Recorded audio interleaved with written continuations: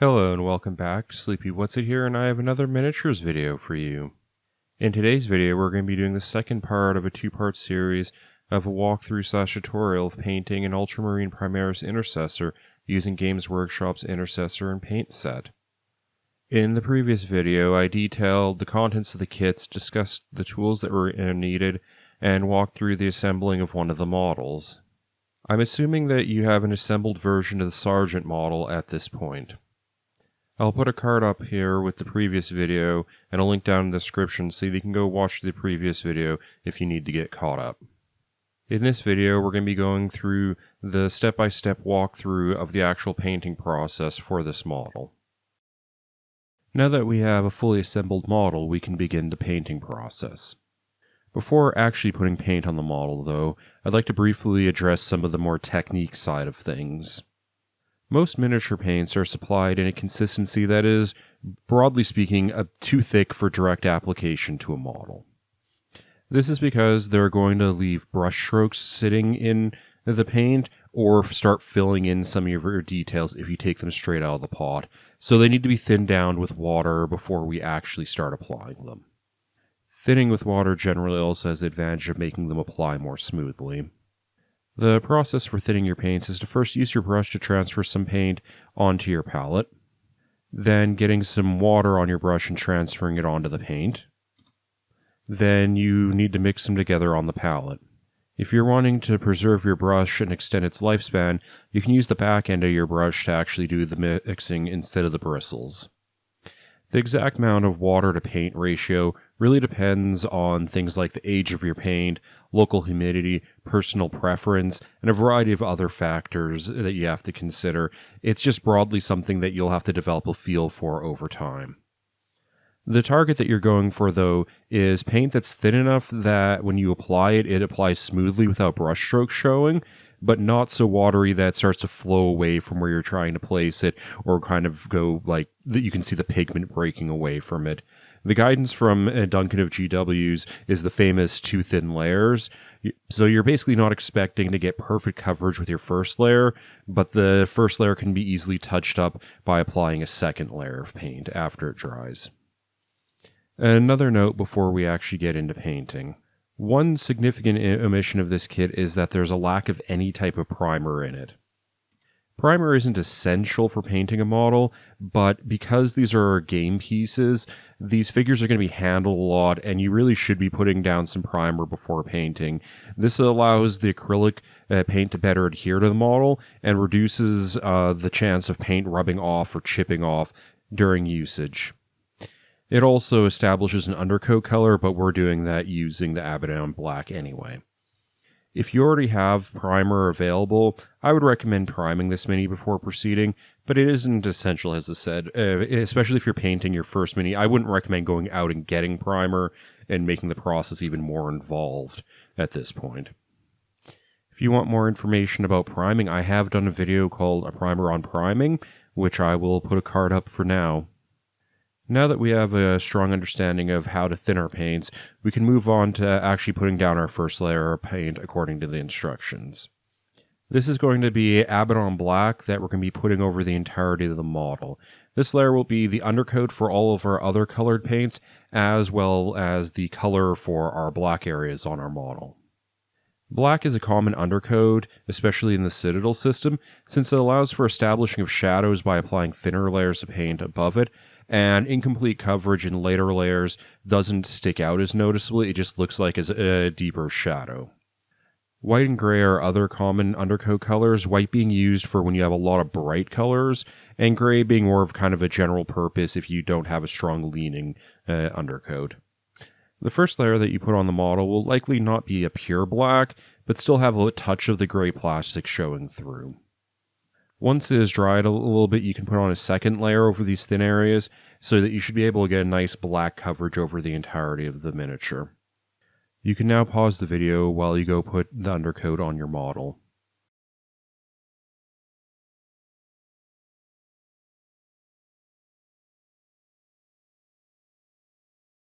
Now that you've done your undercoating, you should have an all-black model like this. If you have any plastic showing through or thin areas, I would really recommend fixing them up before you proceed. The next paint that we'll be applying to our model is MacLeod Blue, which will be covering all of the armor on our Space Marine. Since we're not wanting to be applying blue everywhere to the model, we'll need to be a touch more controlled than we were with the black. One way to help with control is to wipe off excess paint from our brush after loading the paint. You want to have enough on your brush to cover the parts of the bristles that are actually touching the model, but not so much that you get kind of like a glob on your brush. As with all things in painting, though, this requires a bit of experience just to get kind of a feel for the right amount of paint on your brush. So now on to painting the armor plates. When putting down the blue, we want to get good coverage for the first layer, but we want to avoid running the paint down into the seams between the paints and all the way out to the edges at times. We want to leave a little bit of black to define where the panels are and kind of where the shadows would fall on the model. We also want to avoid getting too much of the blue into areas that are going to be covered with another color later on, just because we're going to have to go back and touch them up with the black before we proceed, and that's just time consuming. While putting down the first layer of paint, you will have probably noticed that some of the black is still showing through and just generally kind of darkening the blue color as opposed to what it looks like in the pod. While we're putting down our second layer of paint, we can lean into this darkening to allow us to establish some shadows and contrast without having to use another color of paint. So to do this, you don't want the second layer completely covering the entirety of the first layer. Instead, you want to place the second layer only in areas where light would be hitting the model, so like on the top of knee pads and like down the legs. But the areas that are shadowed, don't run the second layer completely out there so that you'll have kind of a differentiation between lighter and darker blues. You should now pause the video and paint all the armor on your Space Marine.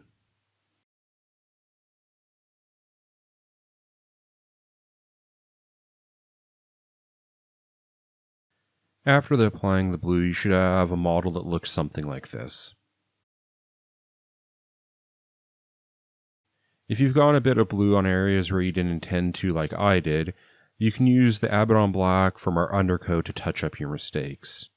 You may have also noticed that I actually missed doing some areas like the back of the head, so I need to go fix that up.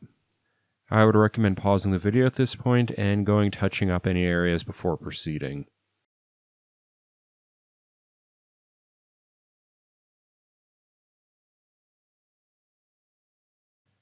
The next layer that we'll be painting is the Balthazar Gold metallic layer. This paint, for me at least, was relatively thin out of the pot, so I didn't need to thin it on the palette significantly. The areas that we want to paint gold are the chest emblem, the trim on the shoulders, the seal on the armor, the little bits on the helmet, the little reliquary sitting on the leg, and some of the bits on the gun like the scope. Since we're going to be painting near the blue that we did before, we're going to want to make sure that we wipe off any excess paint to avoid getting spillage. Though again, if you do get some spillage, you can clean it up after it's dried. Additionally, when wiping off the excess paint, you might want to roll your brush a little bit to reestablish the point. This will just make it a little bit easier to control where the paint is going. When painting the reliquary, if you just cover the top areas, not going deep down into the crevices, you'll be able to keep some of the natural shadows from the black and just generally keep a nice contrast there. I would recommend pausing the video now and painting all the gold metallic areas.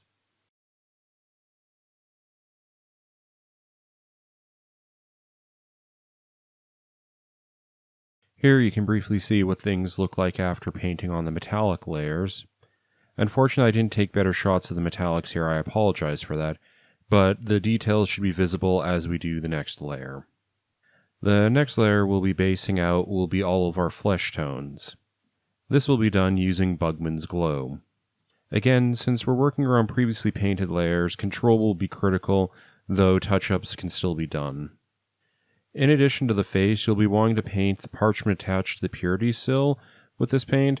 I would have preferred to use something like an off-white or a kind of a parchment-y color, but we don't have a better option in this kit other than the flesh tone.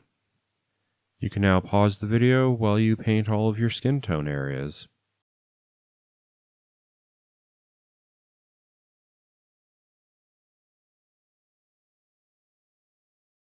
This is what my version of the model looks like at this point.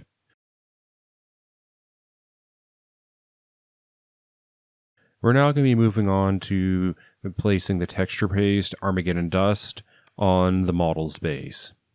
Normally I'd recommend using something like GW's texture tool or another hard sculpting tool for applying this texture paste instead of a brush. This is because texture pastes are very rough on brushes, but we haven't been provided with something else, and honestly this brush isn't super high quality to begin with. The process I go through for applying texture paste is I first put a large glob, non-thinned, onto an open area of the base. And then I spread it around, specifically pushing the paste when it gets close to the model. This is because the paste tends to be very sticky and difficult to remove from areas once it touches it, so we want to avoid accidentally touching anything with the paste. And I find that I have a little bit more control when I'm pushing versus stroking with the paste. So I will stroke to spread it out, but when I get near the feet and such, you'll see that I'm kind of pushing with the brush.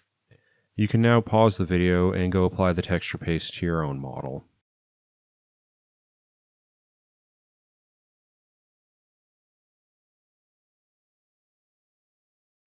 The texture paste will take a bit of time to dry, on the order of 15 minutes.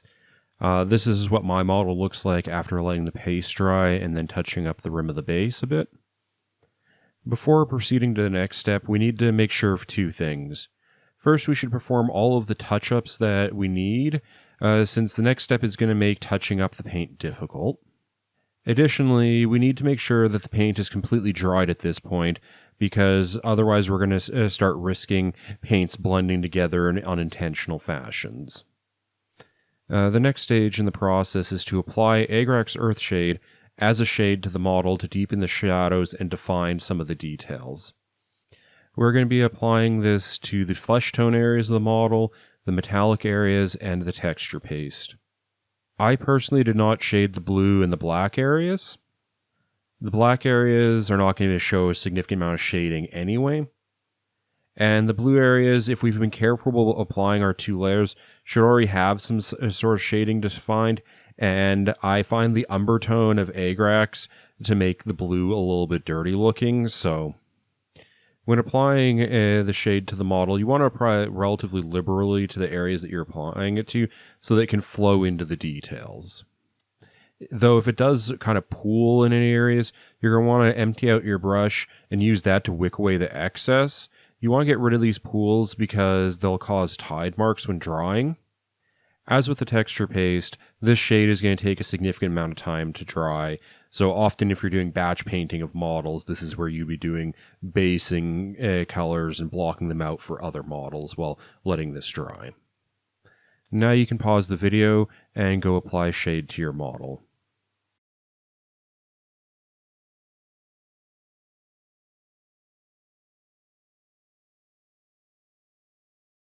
This is what my model looks like once we have let all the shading dry. Following the instructions on the box, we are technically done at this point.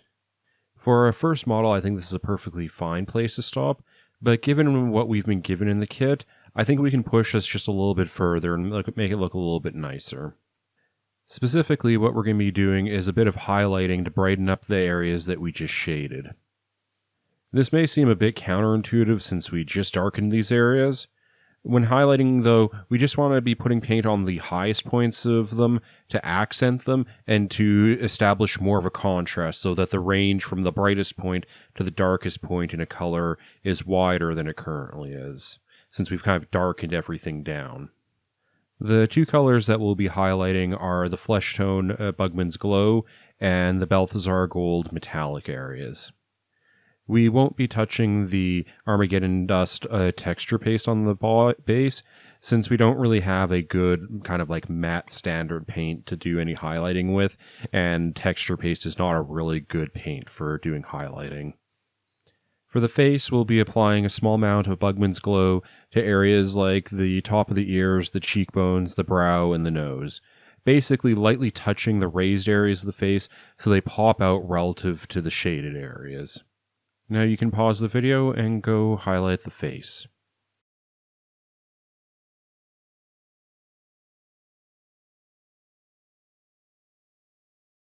The other color that we're highlighting is the metallic gold, so we'll be using Balthazar Gold for our highlighting. For these areas, we're going to be wanting to touch the tops of the shoulder trim, the gun components, the top edge of the chest emblems, and the reliquary. We don't need or want to touch areas that are on the underside of the figure, so like the bottom edge of things don't need to be highlighted, since that doesn't really make sense. Now you can pause the video and go highlight your metallics.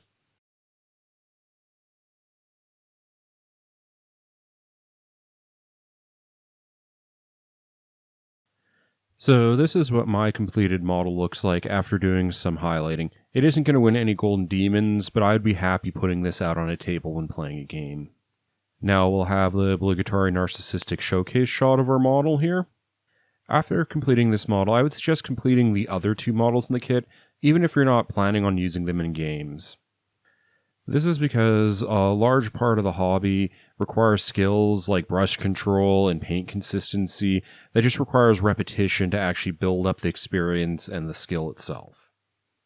For next steps after these models, there are other related kits in this line, like Plague Marines, Stormcast, and Nighthaunt, if you're looking at doing a wider variety of GW models.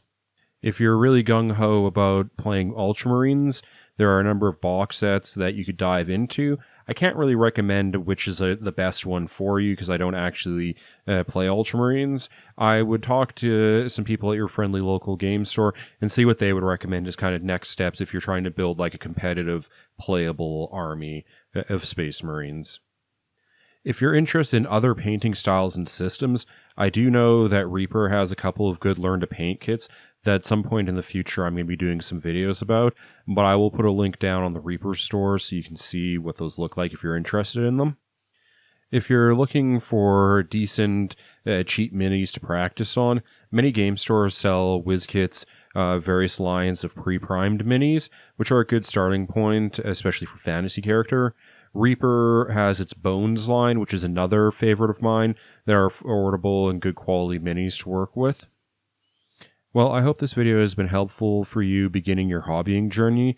If it has, please consider liking, subscribing, sharing, doing all those things that makes YouTube happy. Otherwise, I look forward to seeing you in the next video.